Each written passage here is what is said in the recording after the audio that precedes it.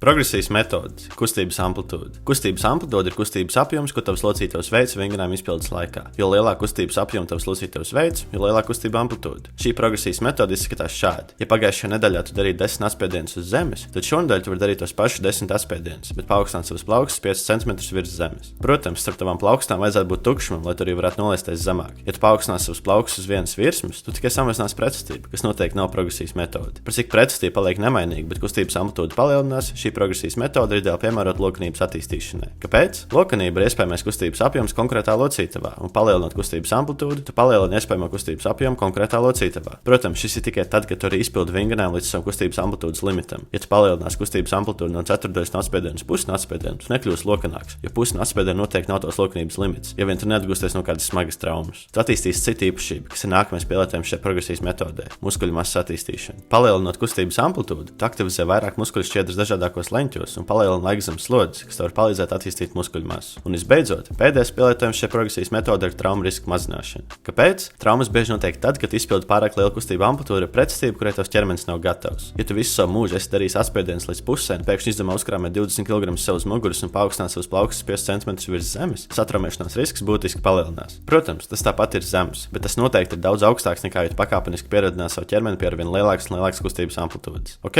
bet cik strauji man vajadzētu palielināt kustības amplitūdu? Es tev ieteiktu palielināt to par 2 līdz 4 cm nedēļā, un kāpēc pāris nedēļām tu vairs nevari to palielināt, paņem atslodzi nedēļu un atkārto. Īsumā sakot, kustības amplitūdas palielināšana ir piemērota lokanības attīstīšanai, muskuļu masas attīstīšanai un traumu riska mazināšanai. Ja tavs mērķis ir spēks, spēka izturība, jauda vai tehnika, tad tā tev nebūs piemērota, jo šīs īpašības jātrenē ar nepieciešamo kustības amplitūdu jau no paša sākuma. Ceru, ka tev šis video noderēja, un tiekamies nākamajā video par nākamo progresijas metodi - stabilitāti. Čau!